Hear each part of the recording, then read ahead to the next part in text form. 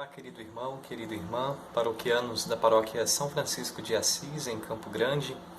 Nos encontramos aqui mais uma vez para partilhar um pouco a respeito da Sagrada Liturgia, falando como nós podemos nos preparar bem para participar deste momento tão importante para a nossa vida. Na semana passada falamos sobre a liturgia eucarística e como podemos nos preparar bem para participar desse momento que é o ápice da celebração litúrgica de modo mais frutuoso. E hoje queremos colher alguns elementos muito importantes que nos vêm a partir do rito da comunhão. Logo após a liturgia eucarística, segue então com o Pai Nosso o rito da comunhão, que nos prepara para esse momento tão sublime.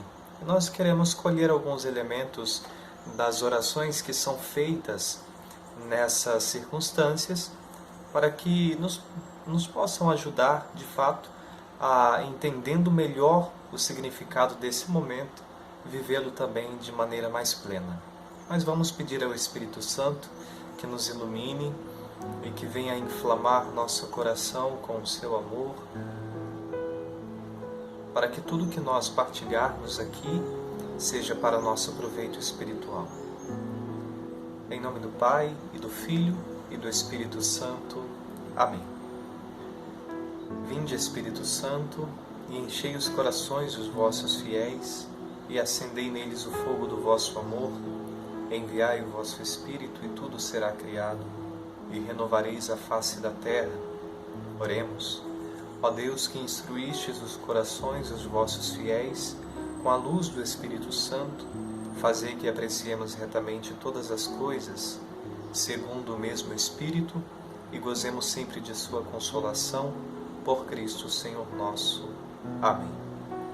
Rogai por nós, Santa Mãe de Deus, para que sejamos dignos das promessas de Cristo. Amém. Em nome do Pai, e do Filho, e do Espírito Santo. Amém. Bom, amado irmão, amada irmã, na semana passada nós encerramos falando então ali do finalzinho da liturgia eucarística, com a doxologia, por Cristo, com Cristo, em Cristo, a vós, Deus Pai Todo-Poderoso. E agora nós vamos entrar no rito da comunhão. Entrando no rito da comunhão, primeira oração, primeiro momento que nós temos é a oração do Pai Nosso. E é muito significativo que nós tenhamos aqui, nesse momento, a oração que o Senhor nos ensinou. Desse modo, o sacerdote nos convida, né? Rezemos com amor e confiança, e tem outras fórmulas também, a oração que o próprio Cristo nos ensinou. Nesse momento, toda a comunidade se volta para Deus, chamando-o de Pai. Pai nosso que estais nos céus. Essa foi a oração que o Senhor nos ensinou. E é muito bonito que nós, enquanto irmãos, que professamos uma única fé, fomos batizados num único batismo, chamemos juntos a Deus de Pai. Pela graça do batismo, nós fomos incorporados na família de Deus. Em nosso Senhor Jesus Cristo, todos nós nos tornamos filhos amados de Deus Pai. Nós somos seus filhos adotivos. Jesus é o seu filho por excelência, é o primeiro dentre uma multidão de irmãos. E no Filho de Deus, todos nós também nos tornamos seus filhos amados, seus filhos queridos. Então, ao chamarmos juntos Deus de Pai, precisamos colher daí um elemento muito importante para a nossa vida. Na igreja, a vida sacramental, a vida litúrgica, tudo o que nós realizamos deve nos conduzir à comunhão, à unidade.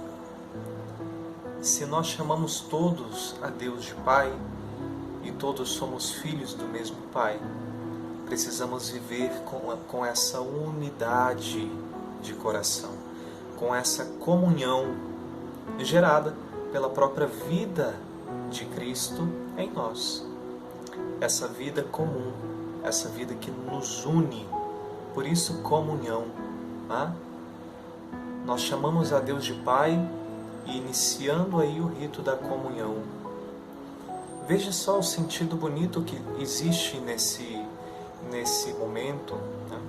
Todos nós voltando a nossa atenção, o nosso coração para chamarmos juntos a Deus de Pai.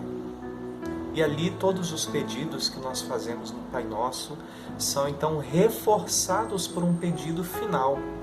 Quando nós rezamos juntos, livrai-nos de todo mal, mas livrai-nos do mal, e o Padre continua a oração que é chamada de embolismo.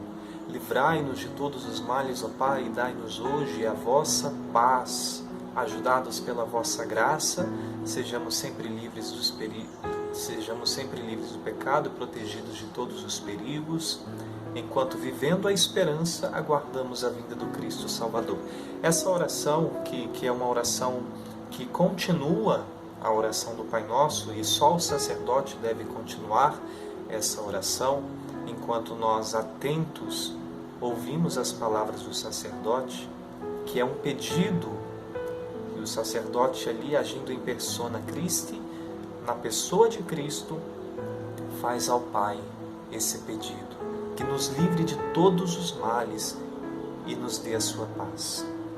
Uma vez que nós chamamos a Deus de Pai, e todos somos seus filhos amados, agora recebemos da pessoa do sacerdote, que age na pessoa de Cristo, esse pedido de que nos livre de fato de todos os males e nos dê a paz. E querido irmão, querida irmã, de fato, depois dessa oração, nós temos a oração da paz, o pedido da paz. Senhor Jesus Cristo, dissestes aos vossos apóstolos, eu vos deixo a paz, eu vos dou a minha paz. Também é um sacerdote que faz essa oração, né? E nós, então, vamos entender que a unidade que nós precisamos viver, a união, a comunhão que nós precisamos viver na comunidade, vem do alto como paz no nosso coração. A paz que existe e que paira no nosso coração e na comunidade quando nós vivemos de fato em comunhão, quando nós somos um só coração, quando nós somos uma só alma. E aqui vale lembrar o lema do nosso cardeal, que todos sejam um.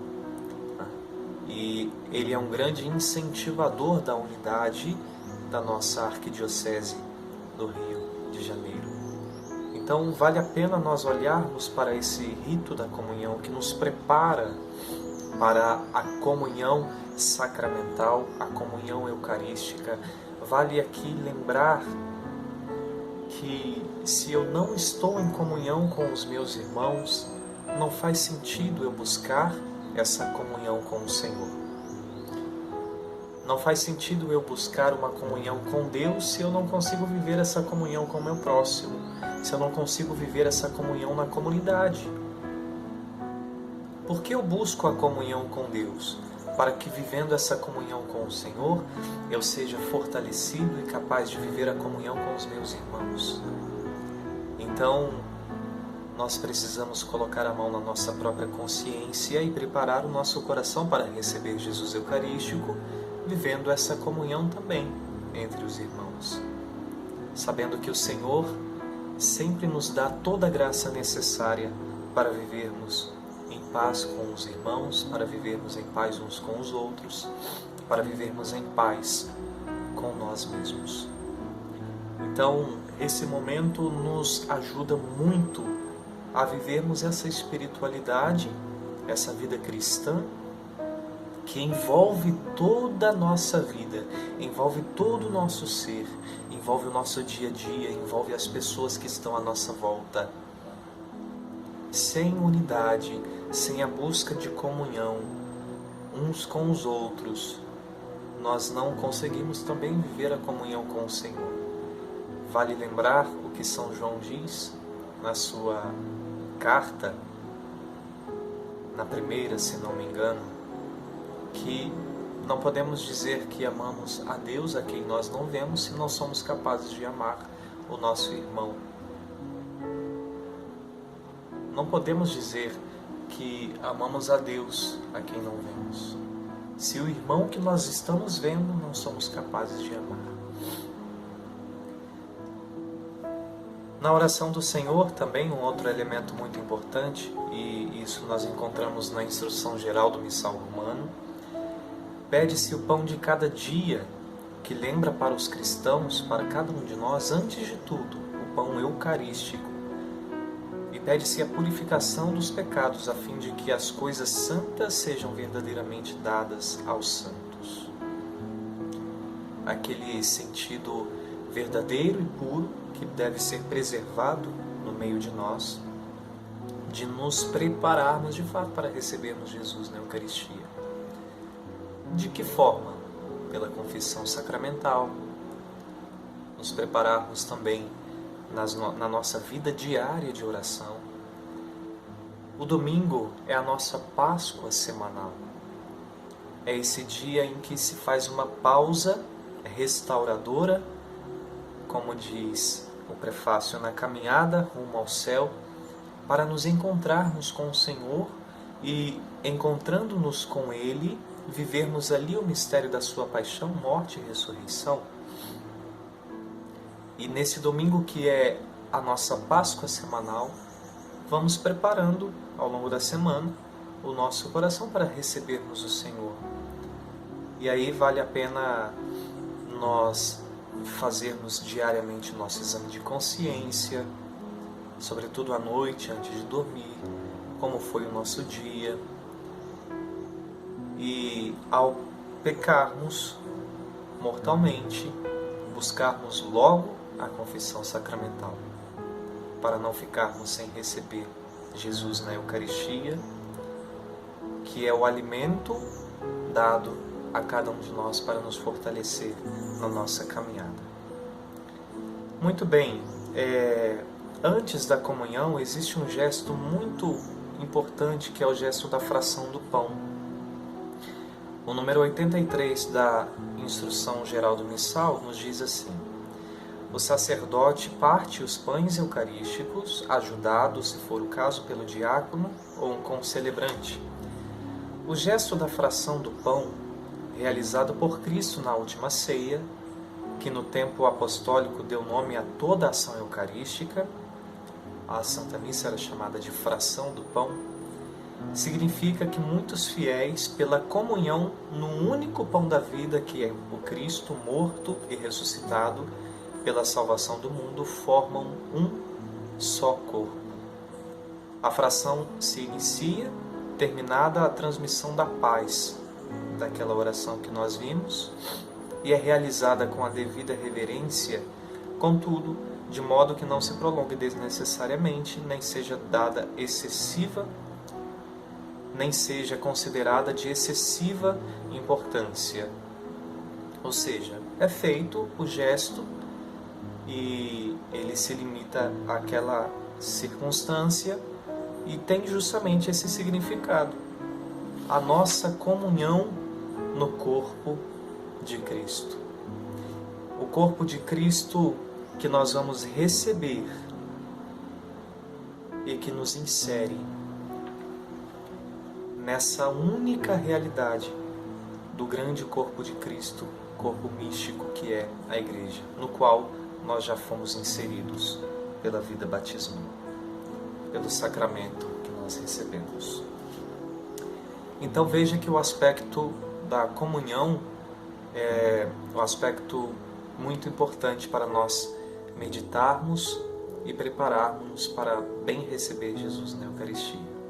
Que nós fiquemos hoje com esses elementos tão importantes para a nossa vida espiritual, para o nosso crescimento, e assim possamos melhor participar da Santa Eucaristia.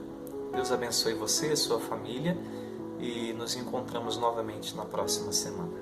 Em nome do Pai, e do Filho, e do Espírito Santo. Amém.